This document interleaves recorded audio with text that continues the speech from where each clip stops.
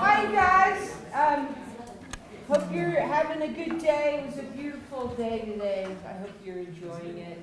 It was awesome, and hope you enjoyed last week's discussion with Liz and Nikiko. Really special for me to hear them. Just great folks. And when this will continue that. Tonight we're blessed to have three speakers. First is Dr. Ruth Plenty Sweetgrass-She de la Cruz. She's an enrolled member of the three affiliated tribes of the Fort Berthold Reservation.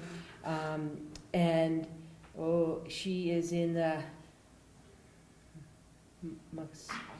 I had it before. She'll tell you about her clan. Sorry about that. I don't know how to pronounce it. She's also descended from the Fort Peck Sioux and Assiniboine, and is a Red Bottom Band of Assiniboine. She's gardened and gathered traditional foods and medicines with her family her entire life. She earned her master's in organismal biology and ecology, and a PhD in forestry and conservation here at the University of Montana. Currently, she serves as the Food Sovereignty Director of Neuta, Hidatsa, Sahnish, and is adjunct faculty at the University of Montana. She's teaching a traditional ecological knowledge course for us right now. Thank you for that. I've heard great things about it, so I hope you're feeling good. It's going well. She is also developing, she's working to develop micro-credentials centered on tribal food systems, as well as develop the college's traditional and seed cache through seed rematriation, multiplication, and security. And Ruth has been a tremendous partner to our campus community farm. You're going to hear about that tonight. It's been really rich, and Sidney Fellows is the second speaker, and she and other students also went out to the Fort Berthold Reservation last year, along with Caroline Stevens. Sid has a passion for creating tribal access to healthy cultural foods, and she's committed to being a good relative rooted in her communities and ancestral homelands. She's of the Shoshone, Bannock, and Chippewa Cree tribes. She was born and raised on the Shoshone, Bannock, Fort Hall Indian Reservation, and through her academic, professional, and personal experiences, she's studied and participated in indigenous food sovereignty initiatives that incorporate an ever-growing knowledge of ethnobotany, farming, and natural history, as well as tribal history.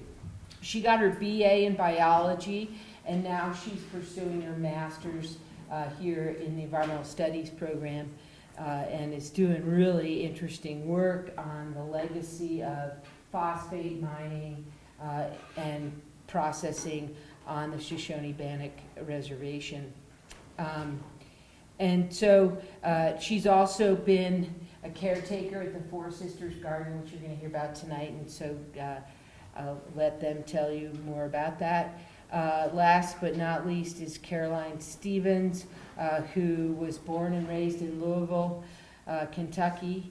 In 2015, she came out here, 2014, 13, she came out here to get her master's in environmental studies, so she's also a graduate of our program, and she did fantastic research on how grain growers in north central Montana and what we call the Golden Triangle are adapting to drought as a kind of proxy for understanding how they're adapting to climate change.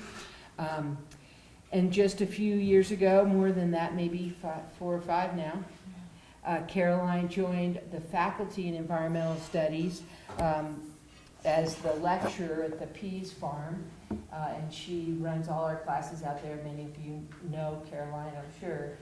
She's really done some tremendous things to take the farm to kind of a whole new level, which has just been fantastic in her home life. She also is a caretaker at the Moon Randolph Homestead, which is located up in the North Hills, for those who don't know.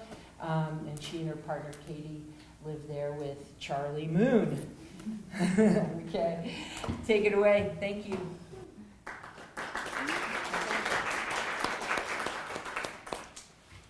Thank you for those introductions, Neva. Tonight we are going to introduce ourselves and introduce this garden, the Four Sisters Garden at the Pease Farm, where all of us have been contributing time and energy. And after that, we'll share some conversation and questions with one another. And then we'll open it up to you all to take some of your questions as well. So that's the format for this evening. Does one of you want to start and introduce yourself or share anything else that you want to add to Neva's introductions? Yeah, I think Neva got it Okay. covered on the introduction, but I'll start by talking a little bit about the Four Sisters Garden. So Neva mentioned that I'm one of the caretakers. This is my second growing season being a caretaker. And just for some context to kind of orient us, has anybody in here been to the Four Sisters Garden? So yeah, a few people. So the Four Sisters are the corn, bean, squash, and sunflower. And so we have the Arikara sunflower, Hidatsa squash, Mandan corn, and Mandan bean. And they are growing within a 50 by 50 plot, which is also called 2 Indian acres, according to the traditions of the MHA Nation, the Mandan, Hidatsa, and Arikara Nation. So there are 2 Nahus, 2 Indian acres. We have the sunflowers growing on the outer boundaries of the garden plot. You go in one layer, there are the squash, and then inside there we have an intermixing of the corn and the beans. And yeah, we'll get into some more details about what our experiences have been at the Four Sisters Garden. Am I talking loud enough too? We decided not to use the mics. Okay. Yeah, and so I'll Vicky said we could project a little bit more. Okay, all right. So yeah, I'll leave it there. Yeah, so just to give you a little bit more context about this garden, in 2021, in the fall, I was having a conversation outside the Payne Family Native American Center on campus with my colleague Rosalind Lapierre, who many of you might know used to be a professor here at the University of Montana before moving to the University of Illinois. And she really helped to establish the ethnobotany garden outside of the Payne Family Native American Center. And if you've been there, then you know that there are 7 stone circles, each of which represents the culturally significant plants of the 7 reservation communities here in Montana. So she was chatting with me and talking about how she was hoping to establish an 8th stone circle for the MHA Nation, whose reservation is in North Dakota, but whose ancestral territories extend up the Missouri River into what is now Montana. And the MHA Nation is agricultural in part. So Braz was talking to me about, it would be great if we could establish a Four Sisters Garden in the MHA Nation traditions, which happens to also be preserved in this book called The Buffalo Bird Woman's Garden. She was a Hidatsa woman who lived over 100 years ago, grew up in Lycofishhook Village, and an anthropologist, Gilbert Wilson, recorded in great detail the gardening techniques of this particular woman, this Hidatsa woman. So Roz was saying, we don't really have the space on campus to do this type of gardening. So would you have space at the Pease Farm? It happened that at the Pease Farm we had a 50 by 50 plot available and 2 Indian acres, as described by Buffalo Bird Woman, is approximately 48 feet by 48 feet. So we had the perfect amount of space for 2 of these gardens. So in 2022, to prepare students to engage with this garden and this traditional practice, we did a few things. One was we reached out to Rosalind's contacts at Neuta Hidatsa Sahnish College, which is where Ruth works. And we met virtually via Zoom with Ruth and another colleague of Ruth's, Bernadine Youngbird, who teaches gardening at the college. And we also hosted Liz Carlisle, who you all know, but also Ruth and other Indigenous speakers to come and talk to students about traditional ecological knowledge, to talk to students about the Four Sisters Garden and specifically, which is what Ruth shared about, just to help the campus and the community prepare to do this work. And so 2022 was the first year of the garden, and it was managed that first year by a student caretaker named Alani Borhegi. And then in the second year of the garden, Sid stepped in as a caretaker in the space. This year, we've had 3 caretakers, Sid and May Lyric Smith and Jonathan Cordova. And so we're in the 3rd year of this garden's existence. And in that time, it's been incredible to see the way that the student caretakers interact with the space, and to foster deepen the relationships that we have not only with plants in the land, but also with our partners at Neuta Hidatsa Sahnish College. And Sid, as Nita said, Sid and several other students, May Lyric included, and I went out to visit and see Ural's gardens last fall, which was a really important trip in this project. Throughout the time, we've been working also with All Nations Health Center to put on workshops for community members, and then also with All Nations and People's Food Sovereignty Program, a nonprofit on the Flathead Reservation, to distribute the food that's grown in the garden. So I'll leave it there. That's, I think, just the basic information that would be useful to know about this project. Should we start with some questions?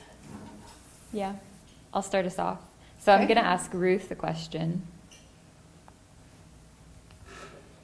All right, Ruth. What do you hope students take away from their experience working as caretakers in the garden, considering our current climate crisis and the implications that it has on growing food? Thank you for the question, Sid. It almost felt like a build-up, like, I'll take such and such for 500. Yeah. I think I've really enjoyed being a small part of the garden, and it was fun to see the multiple iterations and the different caretakers, and especially I think with sometimes climate change can feel like doom and gloom and like, oh my gosh, freak out. But what I would hope is that by working in the garden, that the students who've been part of maintaining, especially the caretakers of the garden, one of the things they would take away from that experience is the importance of relationship, and that I'm able to come into a different community and see my seed relatives, my plant relatives thriving. And that's because of this partnership. That's because of their hands and the work that they put into the soil and growing them. And I think that's, in my opinion, a big part of what we're going to need to really rely on as we try to think about how are we going to address some of these very large issues with global climate change. So, for example, where my seeds come from, the climate may change to a point where we can no longer grow them there. And so what are my people going to do? And as I think about that, these chewing questions we have, maybe there will come a time where our seeds do need to move. And that's how we've seen, corn has moved a lot of miles over the history of time. And so, I would hope that continued respect and love that we have for each other as individuals, as other tribes, would be able to be part of carrying forward the practice of gardening, especially with these heritage varieties. So I think that's, one of the big things that I hope that the students would take away from this experience. Mhm. So do you want to add what this experience has been for you? A question that I have for you is, for 2 years now, you have been tending these plants and the community that supports them. And I'm wondering what the garden is tending in you, and what lessons and understandings you've gained through the experience of being a caretaker in this space. Yeah. So Jonathan and May Lyric really helped out. I mean, they were the leaders in the garden this past summer. But even with me not being there a lot this growing season, there are a few things that come to mind. Food sovereignty is the focus of my current thesis work, and it's also the focus of professional work that I do with my tribes back home in Fort Hall. I come from migratory people, so the way that we tend to plants and food and medicine and all of that is different than how the MHA Nation tends to plants. We tend to really big camas fields or pinon pine forests where we return to every year, but we don't necessarily stay there and have the sedentary agriculture in that sense like the MHA do. But yeah, in this garden, it's made me look at food sovereignty from a different lens. Thinking about my whole degree and learning how to grow food and just thinking more about our food systems, a helpful place to kind of start is like our agroecology class. So Caroline teaches an agroecology course in the spring, and I took that 2 springs ago, which was right at the start of me being a caretaker for the Four Sisters Garden. And with that, agroecology, if you're not familiar, it's a discipline that counters dominant industrial ag through practice and through science. And so, you have principles of biodiversity, resiliency, knowledge sharing, just to name a few. And those are things that you witness in the Four Sisters Garden. So I've thought a lot about these sort of concepts in my learning here at the university in relation to growing food or food sovereignty. With agroecology, I use that as a starting point because it's a place to think about theory and sort of where the discipline comes from. So agroecology also incorporates social justice, equity, things like that. One critique of it is that it extracts indigenous techniques of food growing, but doesn't include indigenous cosmologies. And so those cosmologies could be like worldviews, beliefs, how you're viewing the plants you're tending to, and so on. And so with the Four Sisters Garden, I get to see how we have the technical practice of growing the food, like having an understanding of when we burn the old corn, squash, bean, sunflower stalks in the early spring, we're returning those nutrients back into the soil, we're recycling. We have biodiversity with all the different crops that we're using that helps with resiliency. There's knowledge sharing, so it's hitting all of these marks of the agroecology. What's special about the Four Sisters Garden, though, is that what is essential to that physical practice is also the cultural protocol that we've been taught by Ruth and Bernadine and other folks from the MHA Nation. And I'm not MHA, and so we have our distinct cultures, but what I get to see in my experience is how I'm able to exercise cultural protocols that I'm familiar with, like giving offerings, viewing plants having spirits, and again, just exercising certain beliefs and worldviews. and that being a special place, like a space where like that is what you do and that's essential to you entering this garden and working with these plants, is to have this recognition of them being children, which is one way that we've been taught to view the plants. And when you go into a child's room, you're careful about what you say and the behaviors that you do have.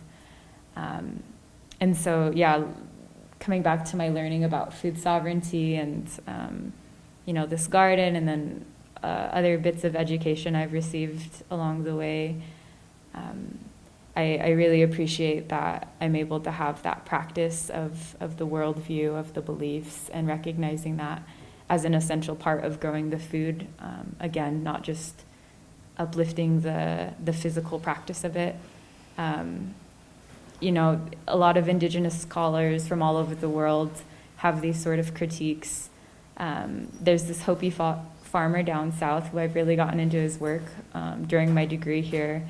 And he talks about how, again, you could take the physical practice and have all of this great Western science that, can help us mitigate the climate crisis. But he says if we're not changing the way we think, we're not truly going to kind of pull ourselves into a different direction. And so that's something that I keep in mind. And that's something that just aligns well with what I'm learning right now. Thank you for that answer. That was so thorough and wove together so many threads. That's really cool.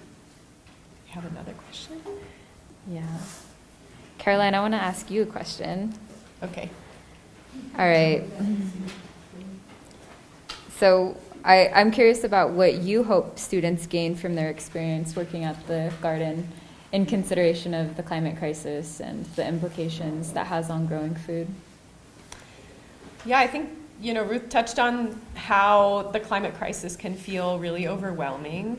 And I think there's a lot of evidence that focusing on solutions to the climate crisis is one way to feel a little bit less afraid, or maybe to continue to acknowledge the reality, but to continue to move forward, or to take action despite the overwhelm of the issue, and in some ways the lack of action that we see at scale.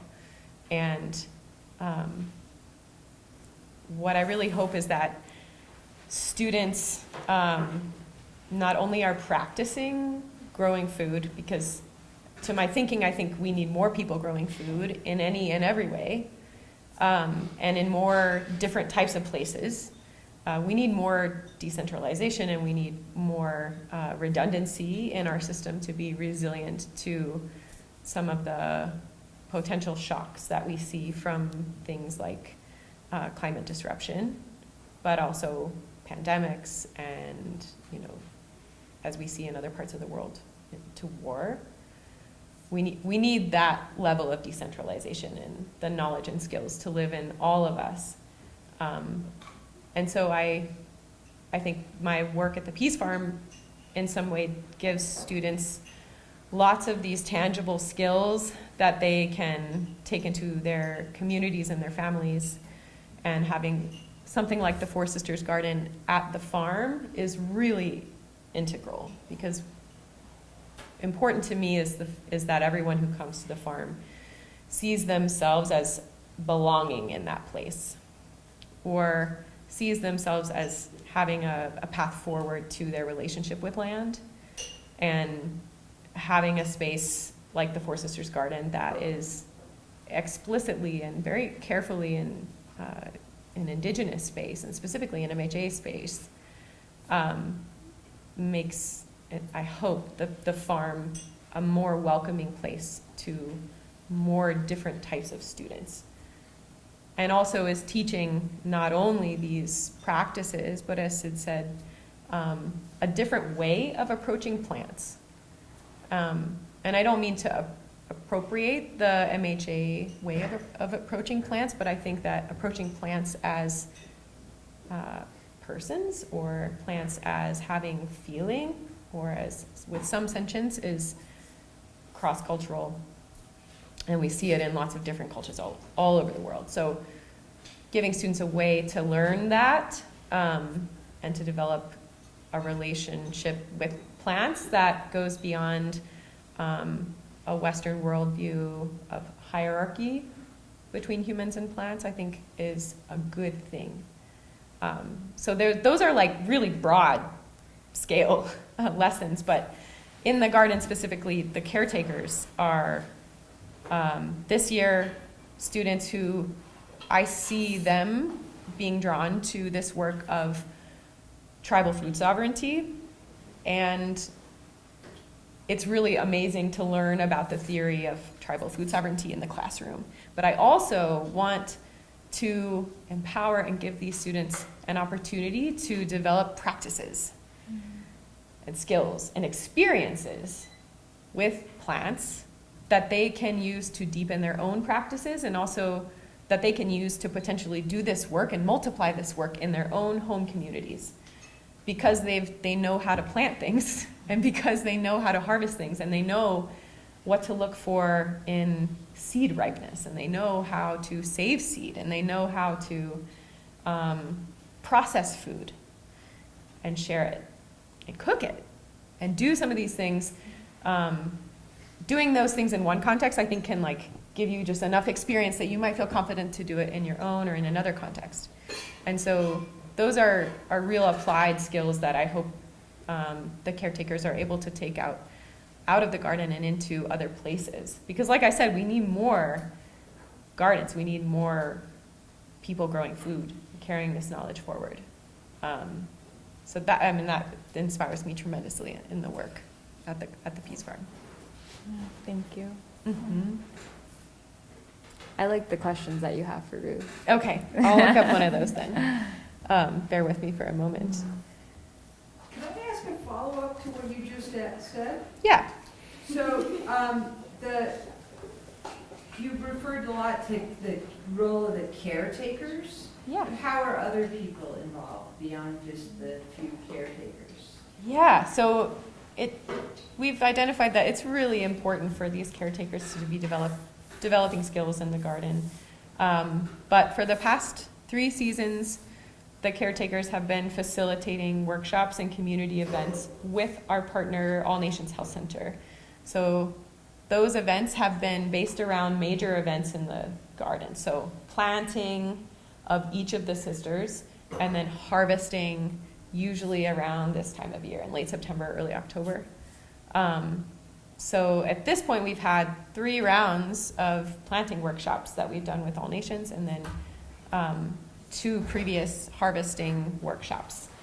Last year, Sid and some others also hosted some tribal youth, the Project Venture youth from an All Nations Health Center youth group. And then in addition to that, there are a lot of students at the Peas Farm who I work with through these semester-based internships, and those students will from time to time help, often with like major pushes and weeding in the garden, sometimes have helped with planting things like sunflower, and are welcome to come to these planting events and things like that.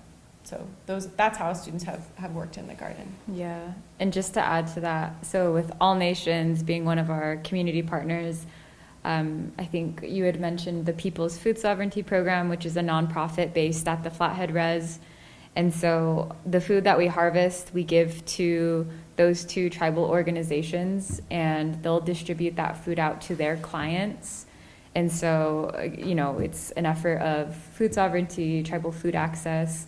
One cool thing that I was able to experience earlier this year in the winter, All Nations put on educational workshops with the foods that we distributed to them. And so just showing folks how do you cook a squash, and how can you integrate that into more traditional type dishes, so like a stew, but using ingredients that might be more accessible like at the grocery store but are still healthy. And they do that within their diabetes prevention program. And so it's neat to see there's a lot of different threads of food sovereignty, and this Four Sisters Garden serves a lot of people and a lot of different goals. Mm-hmm. I'd like to add something to what Caroline shared. So one of the things that's been a challenge for my community and to be able to continue practicing gardening with our traditional varieties is that we don't have a lot of certain varieties of seed. And so part of the work I've been doing, like was mentioned in the introduction, is rematriating seeds. So we have, about 20 varieties of corn. We have about 6 varieties of beans, multiple varieties of squash and sunflowers. So one of the things that Caroline didn't mention that I think is important as we partner and as my community has shared and talked about some of these practices, and when they call and are like, okay, now what should we do? It's not just a one-way thing. They have distributed seeds and food to other communities, but they've also given seeds back to my community. And so, a lot of times Indigenous communities are asked for information. So like Sid talked about, it can be extractive. But I think that's one of the things that I appreciate about this partnership is that, it's not just unidirectional, that there is a sense of reciprocity in the work. So I just wanted to acknowledge that. Yes, we have also done some seed saving. Yeah. Which is complex work, because we're also growing other crops on the peas farm that could cross with the varieties that we're growing. So being careful and deliberate about that, and wanting to honor the genetics that we're stewarding, and also return seeds that are reliable and that are going to continue these heritage varieties is really important. And it's kind of messy too, Last year, this is just a story now, but last year we went to Bozeman to the Buffalo Nation's Food Sovereignty Initiative and met with some partners there. And we got so excited to see their big gardens, and they were doing this amazing work, and they were talking about hand pollinating squash.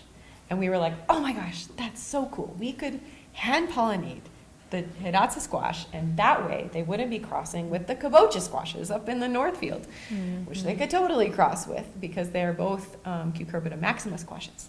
So MJ, who was caretaker last year with Sid, and I went out there early in the morning, batting away bees, trying to do this work of hand pollinating squash. But in fact, we weren't being super deliberate about it. We were a little bit late to the party. We should have been doing this maybe a month prior to that date. We should have done it on every single squash. And the ones that we hand pollinated, they just didn't look very vigorous. So it didn't seem wise to save seed from them. So a lot of this work is learning in process and learning how to be good stewards of these seeds and the garden and the land. And yeah, we're still learning. Yeah. Okay, I have a question for you, Ruth, if that's okay. So, Neva, you asked who was interacting with the garden, and between the public events that we would put on with All Nations and the youth entering the garden and us and the students from the Peas Farm, there are a lot of people interacting with this space and interacting with this space from non-Indigenous perspectives and also from non-MHA perspectives. So I'm wondering, Ruth, what are the lessons that you hope non-MHA partners are learning from this space?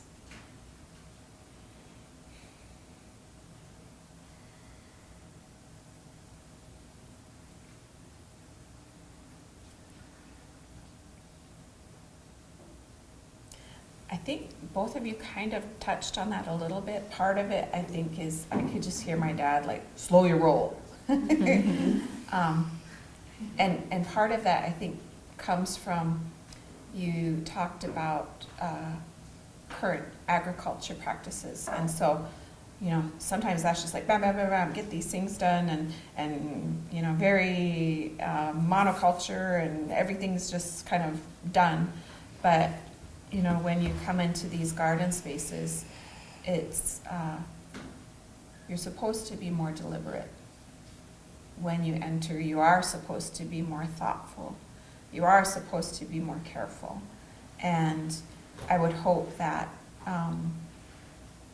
that practice actually occurs in the garden, but then also I think it would be, wouldn't that be a beautiful gift to translate into the rest of your life too? Mm-hmm. To not be so rushed, and to be more deliberate, and to be more conscious of what you say when you're in certain spaces, and to look at the other non-human beings as relatives. And I guess that's just a short answer of what I would hope that especially non-Indigenous visitors to the garden may take away.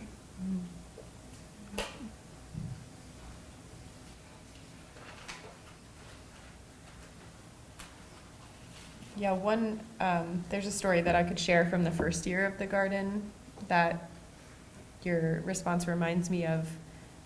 This person, well, there were some PE students and Youth Harvest Project students who were high schoolers in this job development program who were working in the garden.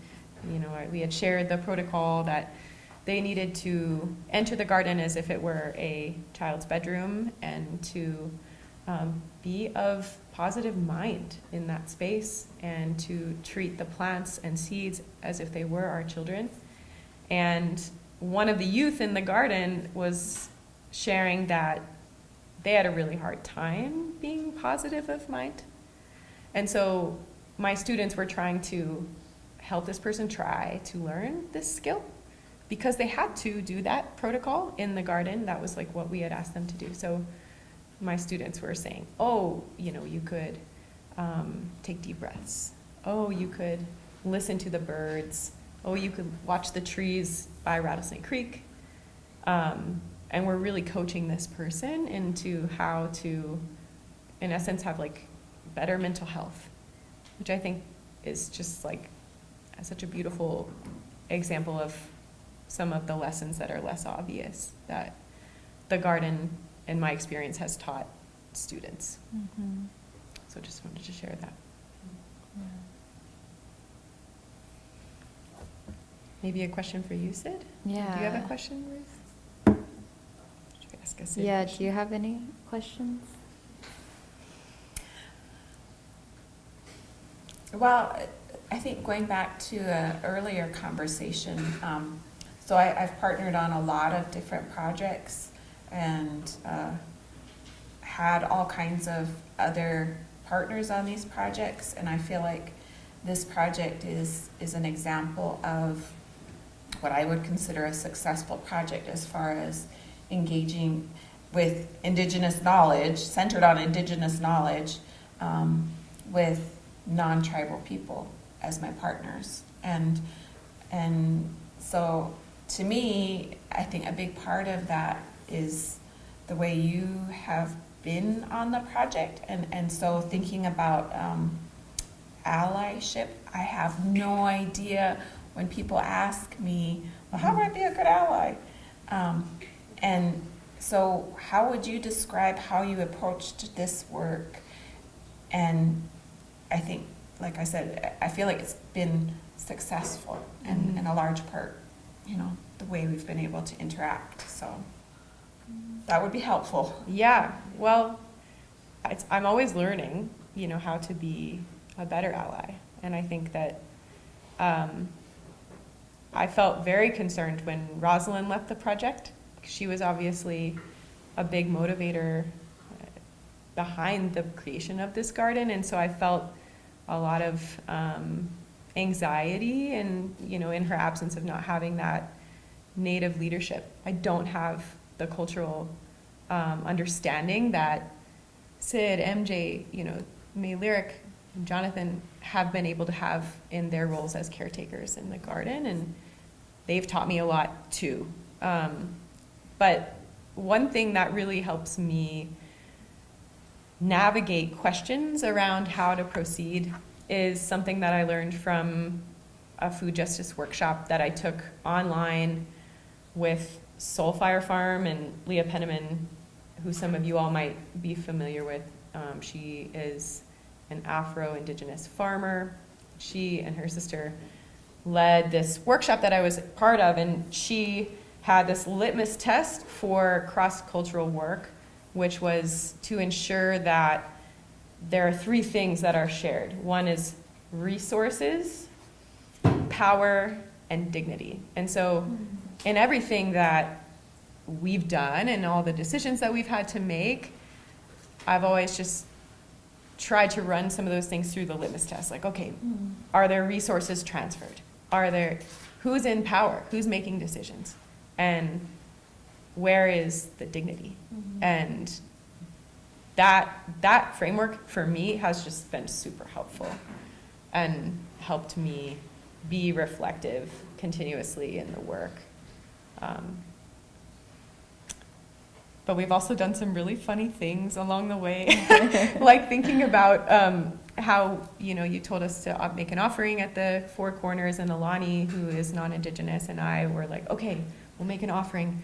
And I'm sure to any Native person, our offerings were so funny because we didn't know, how to make a tobacco offering. And so Alani would make these beautiful flower crowns made of dandelions and, pick little bits of garlic, and we would plant them at the Four Corners. And, we just did our best. We tried with the knowledge that we had. And now I certainly know a little bit more about making an offering and what are the norms there. But all that is to say, there's fumbling. But with anything, relationship is key. So if you have strong relationship and hopefully have trust, if you make mistakes, it's much easier to recover.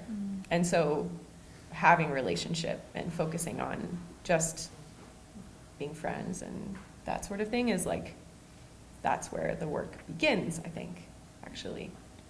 Step 0, yeah, if you will, Yeah. Mm-hmm. Could you talk a bit more about the evolution of the garden? Like, what stands out to you when you think about the past few seasons? Yeah, one thing that's really interesting is that the first year, Alani and I, and Rosalind and Marilyn Marler, who was also a big part of the first year, is we were trying to be so faithful to the way that the Buffalo Bird Woman and Bernie and you, Ruth, had shared with us how to do the garden.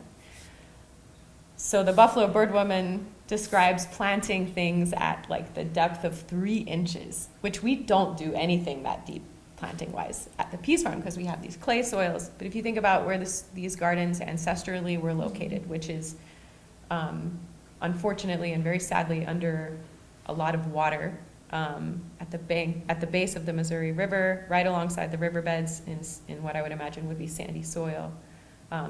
Those places can't currently grow gardens because they're now held back by the Garrison Dam.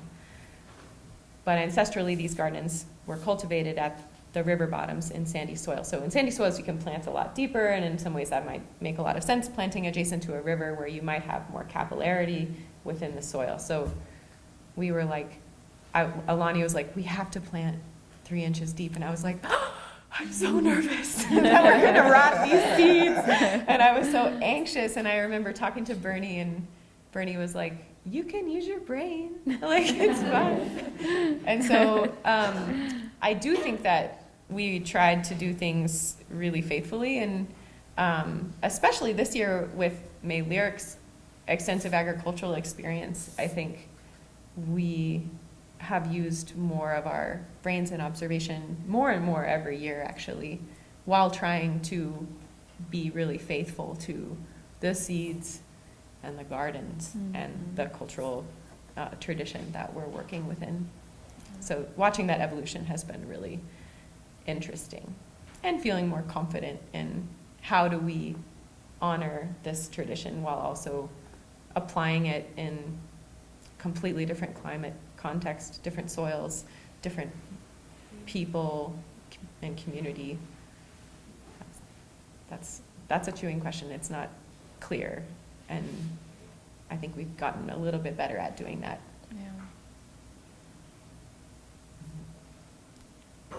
I just love the image of you and Alani, because I think, like, I don't know what you think, but with offerings, you know, it's a big deal of it is just your intention behind it. Yeah. And so when we offer tobacco, we'll do like a pinch of tobacco, you know, something small. And Caroline had shared when she first told me this that you and Alani would put like piles. Piles, yeah. Huge piles. That's just funny. Oh gosh, yeah. More the merrier, I suppose. So much power or something. Yeah, we're learning. Yeah. Yeah. Let me look back at these questions and see if there's another one for Ruth. Okay.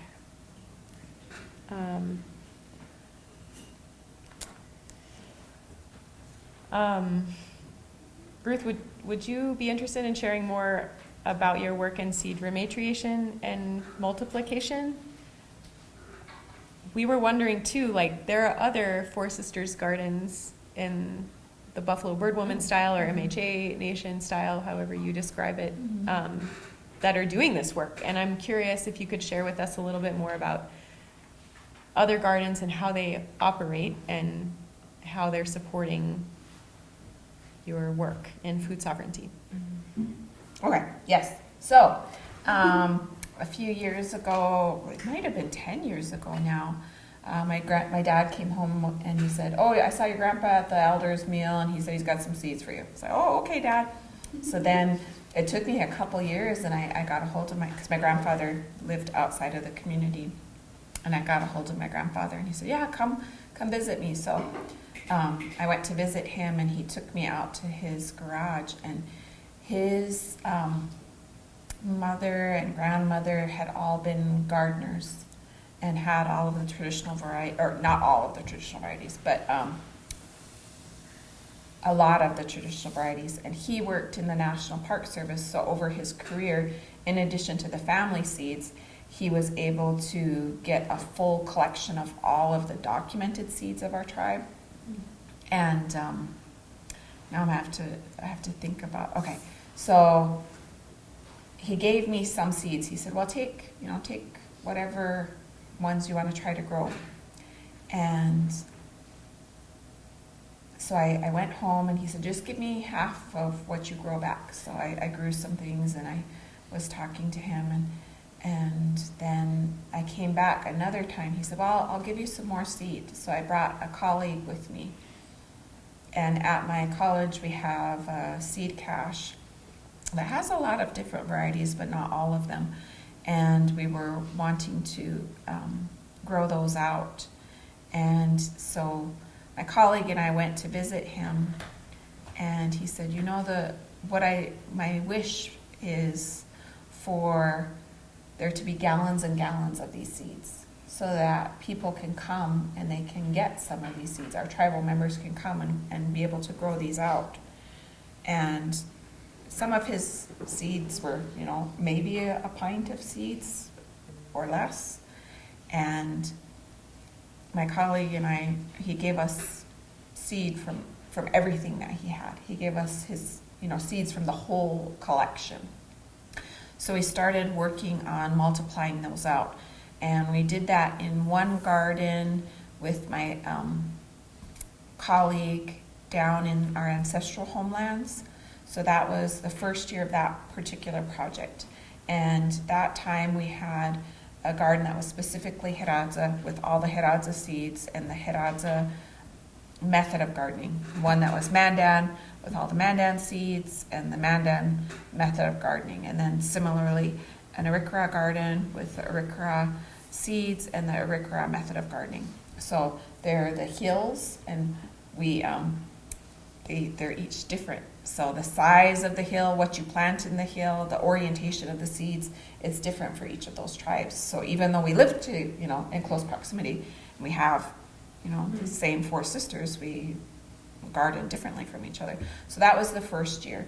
The next year, we added 3 other partners, and then we changed up the method on my colleagues' area where they gardened. So instead of having the 3 separate gardens, this year we have 1 garden, and then it's in rows, and it's irrigated, and I don't think there might not be any hills. I don't recall there being any hills, and it has Manda and Hidatsa and Arikra. So that this time there was hand pollination, because corn is like super friendly, like wants to talk to all the other corn within a mile, and so that was hand pollinated. And there was also I want to say at least a week between each variety being planted, so trying to have the timing. So that was the 1 garden. Our 3 partners, we gave them instructions, but when we went to go visit them, they didn't exactly follow the instructions. So there may be some hybridization that occurred. But it's like Caroline said, it can be messy, and you learn, and you can't be super freaked out, because you have to do it, right? If you're totally freaked out all the time, that fear can stop you from doing anything.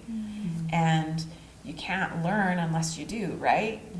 So that's one of the things we learned this past year is, okay, maybe we should be there when they plant instead of just giving them the instructions.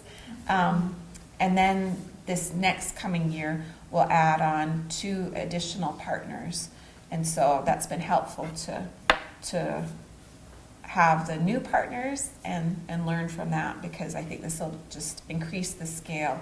One of the things I think that we're going to need to do as we add these multiple partners is we're going to need more space for all our seeds, and that is just super exciting. Who would have thought that? Our original seed cache was about the size of that desk, and now we have a whole cabinet that's just full. And so that was after the first year of seeds. And so, that just like gives me goosebumps to think of my grandfather's dream is just flourishing. And so I hope that answered your question. Yeah, that's great to hear. Should we take some questions? Are there some questions from you all? I mean, you talked a lot about your relationships with the plants in the Four Sisters garden and in the gardens that you've taken part of. What is your relationships to the animals and the insects in that garden? Oh my goodness. Okay, so I do not like the deer, and I do not like the grasshoppers, because they have totally annihilated our sunflowers. And now, one specific variety of our sunflowers, I have like 11 seeds, and they're the only 11 that I know of in existence of this particular variety. And I'm like, you SOBs, because the grasshoppers come in and they just annihilate everything. Everything looks beautiful, and these great big sunflower heads, and then 2 days later, it's gone. So that's what I'll say about the deer and the grasshoppers. And yeah, the deer love the sunflowers also. And the grasshoppers, they love the corn, because it's awesome. And, but I love, you mentioned the bees in the squash. And so the bees love the sunflowers too. And I like to watch the bees and see who has the most pollen on their legs. And they also talked a little bit about, or maybe you didn't talk, well, they talked about having youth in the garden, but what they didn't talk about is having family in the garden, so having the multiple generations in the garden. And so I love when we have, back at our home gardens, we have a lot of people who have infants and toddlers. And so they'll come into the garden, and you know how tall, they're midgets, and so they're really close to the ground, right? So they're able to see all of the other ants and bees, and so it's fun to be able to talk to them about pollination, and don't be freaking out about the bees, unless you're allergic, but then use caution. So I think that's another piece of the gardens that I really appreciate, and the non-human animals that we often see in the garden. I'm totally admit, I'm really a scaredy cat or wuss about earthworms. And I know they're good for the garden, but I will scream, and I always tell everybody, okay, I'm just gonna tell you now, if there's either a snake or a worm in the garden, I may scream, but I'm okay. So those are the other people, or the other organisms we may see in the garden. Traditionally, so we didn't talk about some of the traditional gardening. As she mentioned, it was along the riverbanks, but the gardens were the property of the women. The women were the ones who planted the gardens. They owned the garden, they owned the produce, and subsequently they were the ones who were in charge of bartering and trading. So they had a lot of power and authority in the market system. And one of the roles of the young girls was to sing to the corn. Part of that was, like they said, because of the corn being like a child. You know, you're singing to the corn. But part of their job, too, sitting on those corn stages, was to make sure that the horses didn't get into the gardens. So, you know, everybody loves that corn. Mm-hmm.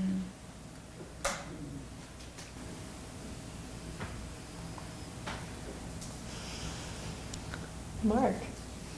I have a question for Ruth, and Caroline and Sidney might chime in too, but I was talking to Sid and Sid blooming, I don't know, and it got me thinking, and then, I mean, the work you do is so important, all three of you, and I wonder, Ruth, do you have any ideas or hope about how UM can recruit more Native students who would become caretakers of this project and keep it going into the years to come?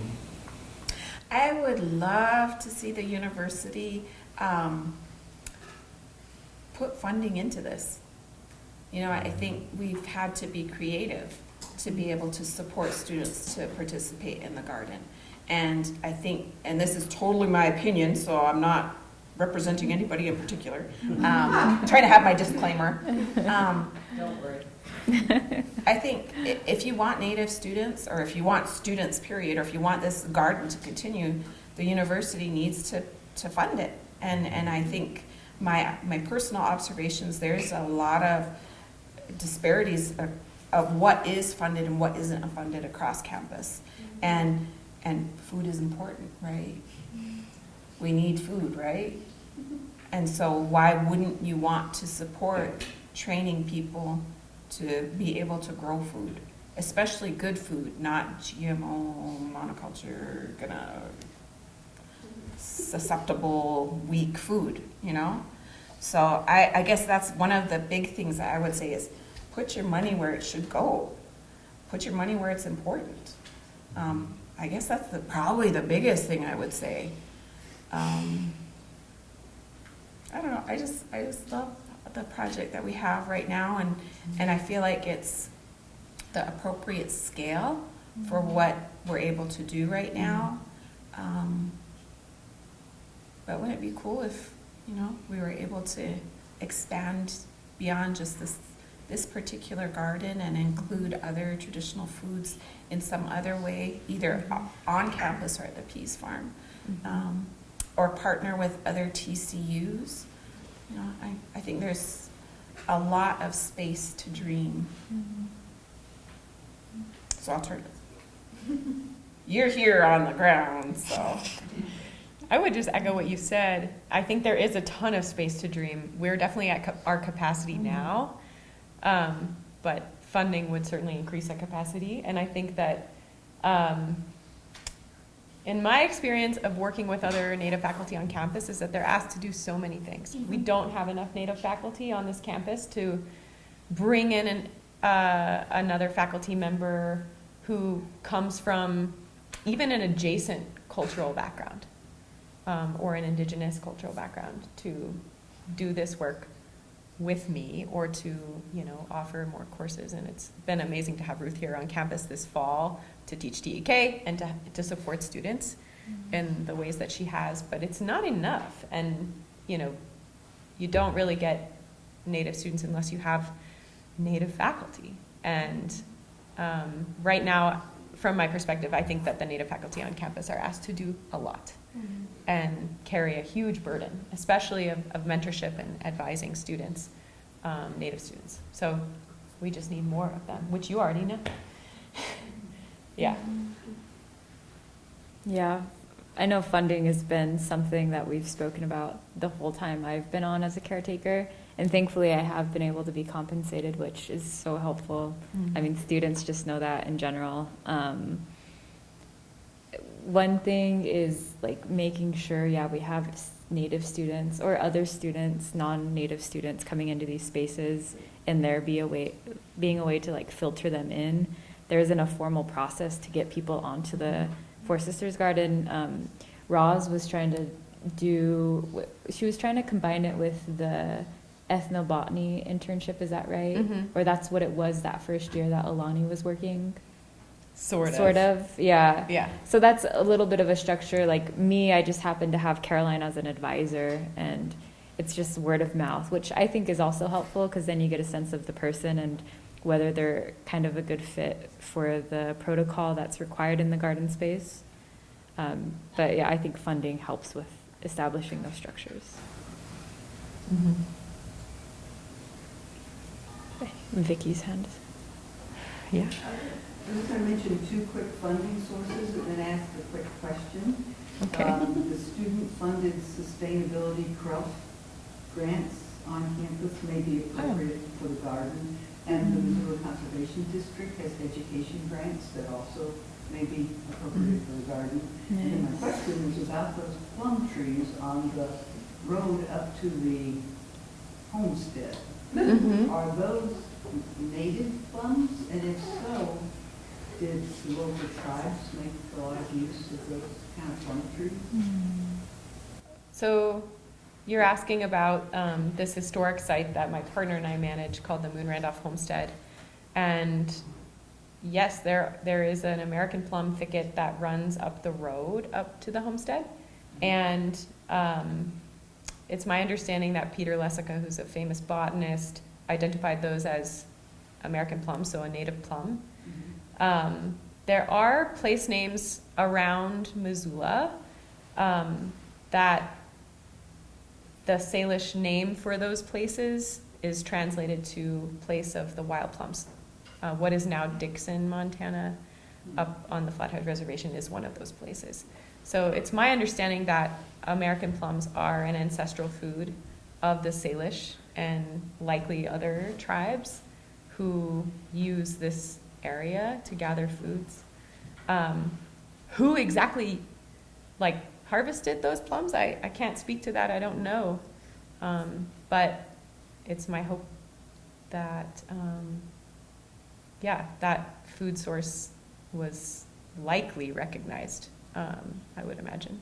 Do you think we could grow some at the Peace Farm? They're awfully good plums. They are really good plums. Maybe. Yeah, I mean, we have a lot going on at the Peace Farm, but Just a few trees.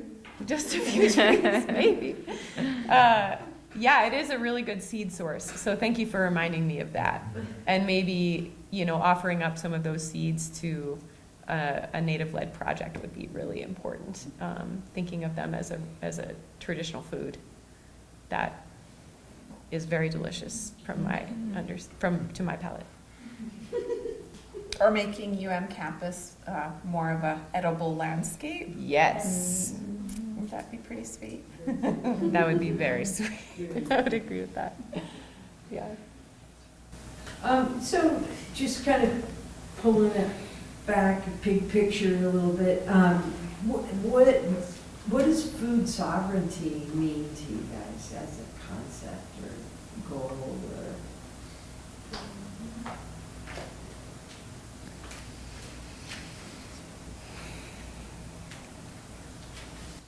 I like when people talk about it as a strategy. So depending on what community you're in, people define it differently. There are different goals. The way that I see it, tribal food access is a big part of that. So indigenous food sovereignty for me. And I see that inside the Four Sisters Garden for reasons that I already shared. But yeah, just a strategy or a movement that helps empower people to control different parts of their food system, from consumption to distribution, in an act of self-determination for my tribes, that is, at least. Self-determination reflecting that we have sovereignty as a nation. And food is a big part of that. Food is a big force in our communities, as it is for any community, I'm sure. But with food sovereignty, we're able to grow food and feed ourselves. Yes, I don't know if we'd be completely detached from the global food market. I don't think that that's really what I'm trying to get at, but the ability to interact with our traditional foods, grow them, tend to them, that also allows us to tend to our cultural practices, which are essential to our health, to some of our ceremonies and so on.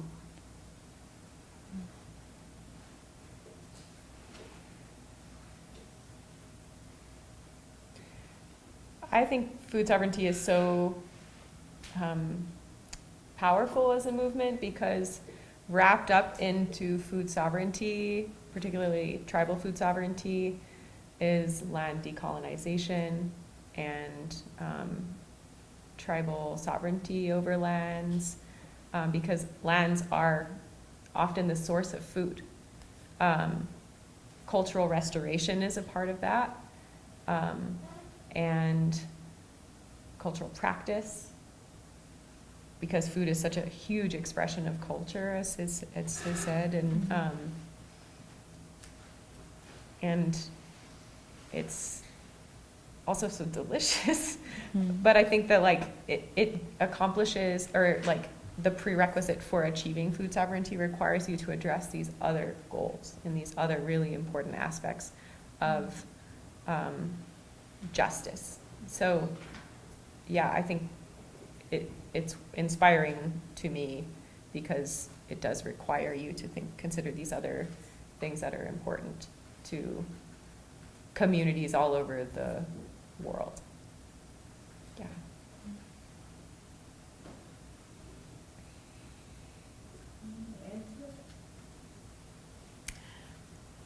So I feel like my answer is really non-scholarly.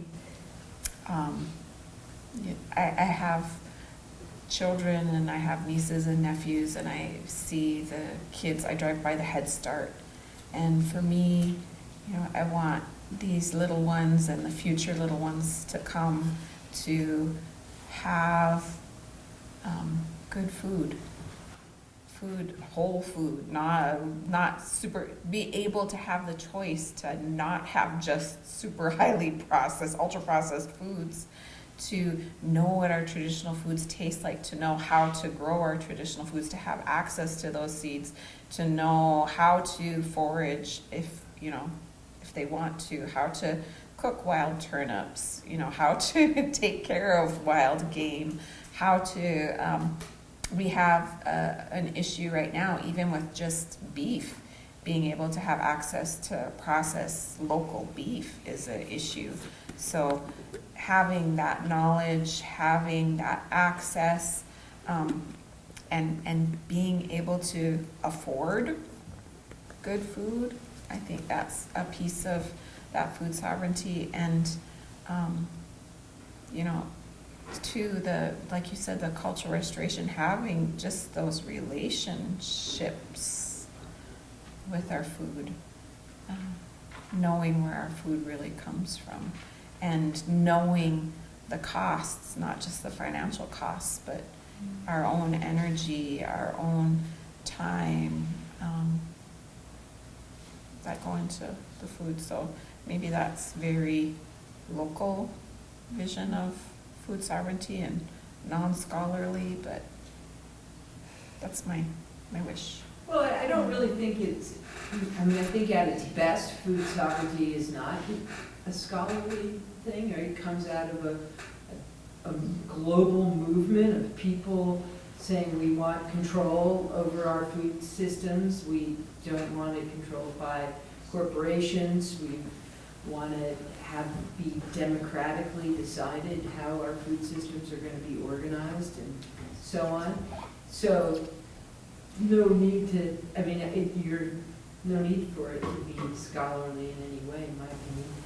So I think that's a beautiful definition.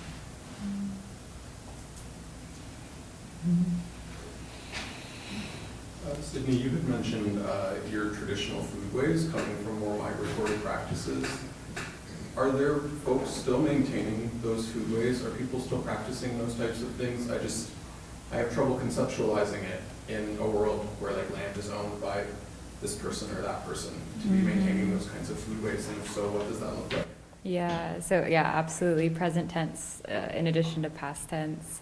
So yeah, land privatization, contemporary forms of pollution, like there are a lot of things that we run into, like any forager might know, like you don't know if a place has been sprayed with pesticide by BLM or Forest Service. So there's a lot of things to take into consideration.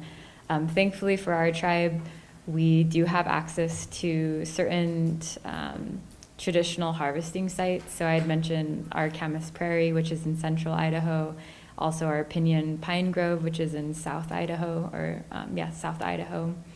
So our tribes do return to those places every year to harvest. So Camas is usually end of May, early June. Pinyon, we just came off of that. That's usually end of August, early September or so. And it's difficult because those are decent drives from our reservation. So we're in southeastern Idaho. The drive to our Camas Prairie is about 3.5 hours. Drive to Pinyon Pine is about 2 hours. There's sometimes people don't have gas money, the time to go, and all of that. But thankfully, we still do have those traditions. So depending on the site, so with our Camas Prairie, that's owned by the Idaho Fish and Game, and so it's state owned. And our tribe actually became co-tenants of that space just this past year, and we're working on a management plan with the Idaho Fish and Game to better prioritize the protection of Camas, but then we also recognize, it's protection of broader native species as well. We don't want to take that very fragmented, narrow perception of what is conservation and focusing on only one species. But that's been a big thing for our tribe. So there are developments like that happen to help ensure we have access to these places. And that's just having relationships with governmental entities. We have other Camas Prairies where, again, we know the fish and game wardens, and they open the gates for us to go into particular areas. It's really important for us to always return to these places, because if so many years go on and we don't show up there, our treaty rights kind of dissolve like that. And so, we have rights to harvest on unceded lands, which are basically any public lands. Not all people understand that, though, and so we also face violent threats from folks. Like, again, just using Camas as an example, everybody, not everybody, but so many people have experienced violence from other people being like, what are you doing? Like, why are you harvesting this? This plant is protected. And so there's just an ignorance and a lack of perspective as to like what it is that we're doing, and an acknowledgement that we're not depleting, we're tending to this source of food that we've been tending to for thousands of years. There's a lot of travel involved. We have to know the right people, but it's tricky to know what these plant sources are experiencing in terms of like pesticide usage and so on. But there are a lot of people in our community doing good work to help ensure that access remains, but then also doing things like establishing co-tenancies, so that way we have more power in those spaces as well.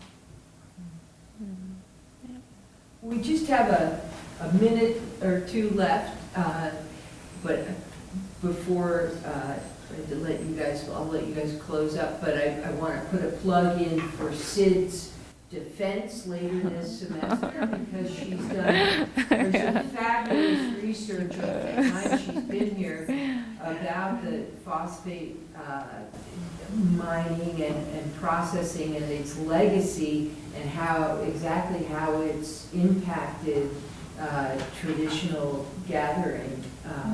of plants and other wild things. And so it's always a great experience to see what somebody's been working on for in such depth. So I encourage you all to watch for that. I'll try to remember it and tell you when it's scheduled. And thanks, Neva. Yeah, that's great. You guys want to say any parting words for us? Wrap us up? Did you mention the homestead gathering? Yeah. I think Another I wear plug. too many hats. So yeah, I would just offer my gratitude to both of you and the time that we've been able to spend together working on this project. I'm just grateful for your all that you've shared with me and with the farm and with this community. Yeah, it's nice to share time with you here. Yeah. Yeah, I feel the same. Well, thank you all very much.